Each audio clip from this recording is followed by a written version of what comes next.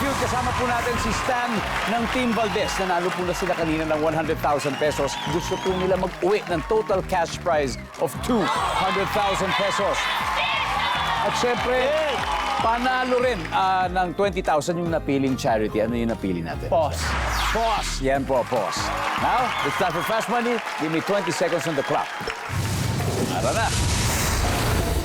Kapag sinabi ng isang tao na wala akong binayaran sa kuryente, bakit kaya siya walang binayaran? Go. Wala ako sa bahay. Nag-abroad ako. Madalas, ang public schools ay may kakulangan sa ano? Libro. Body part na madalas may naiipong libag. Kilikili. Kilalang manghuhula sa Pilipinas. Madam Auring. Hey, pag sinabing keep the change, magkano kaya ang sukli? 50 pesos. Let's go, sir. Ito, bili tayo. So, pag sinabi ng tao na wala akong binayaran sa kuryente, ba't kaya? Kasi siyempre, wala ako sa bahay. Alam mo, walang nagamit na electricity. Ang sabi ng survey natin ay, huy, bakit kaya? Ang public schools madalas sinasabi ay may kakulangan sa libro. Andiyan ba yan, survey? Meron? Nice. Body part na madalas may naiipong libag, kilikili. Ang sabi ng survey natin, wow! Kilalang manghuhula sa Pilipinas, Madam Auring. Survey says, wow! Pag sinabing keep the change, magkano kaya sukli? 50 pesos.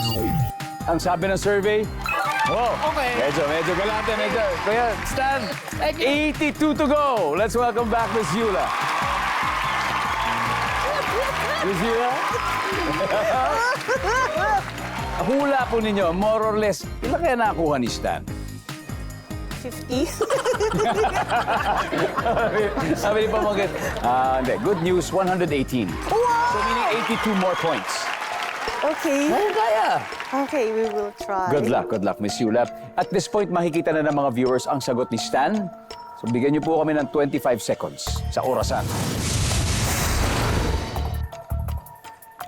Kapag sinabi ng isang tao na, wala akong binayaran sa kuryente, bakit kaya siya walang binayaran? Nakakabit?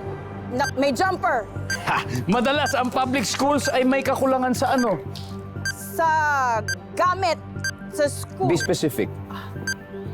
Anong kakulangan sa gamit? Mga upuan? Body part na madalas may naiipong libag. Kilikili? Bukod sa kilikili. Leeg? Kilalang manghuhula sa Pilipinas. Let's go, Miss Yula. Alright, ito muna. Pag sinabi, hindi na natin naabutan. In case, no? Pag sinabing keep the change, magkano kaya ang sukli? Siguro mga 50 centimos. 50 centimos naman. Pero ang sabi, kanina ni Stan ay 50 pesos. So hindi natin nasagot, but so because of that, Hindi ako umabot. walang score Yes, siya. yes. Pero ang top answer dito ay 5 pesos. So kung 5 pesos, keep the change mo na yan. Okay. Ito, kilalang manghuhula sa Pilipinas. Sino kaya ang gusto niyo? Ang gusto ko sabihin si Rene Mariano, pero ina-update ko kung sino yung kilala ng mga natanong nyo. Iyon! Ang top answer ay Madam Auring. Yes, Madam Auring. ang kilala lang lahat So, yan. eto na exciting part. Body part na madalas may naiipong libag. Ang sabi niyo, leeg. Ang sabi ng survey ay, kilikili. Top answer ay kilikili. Eto na. Madalas ang public schools ay may kakulangan sa ano? Ang sabi niyo ay upuan.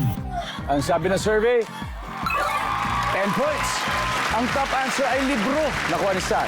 At ang huli, pag sinabi ng tao, wala akong binayaran sa kuryente, ba't kaya siya walang binayaran? Ang sabi niyo, jumper. Okay, Miss Yula, we need 48. Nandyan ba ang jumper? Ilan kayang puntos? Top answer! Yay! Top answer yun!